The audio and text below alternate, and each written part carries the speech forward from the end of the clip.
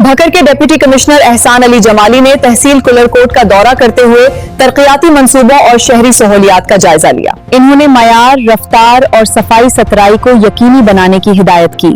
مزید تفصیلات مقصود الحسن کی اس رپورٹ میں۔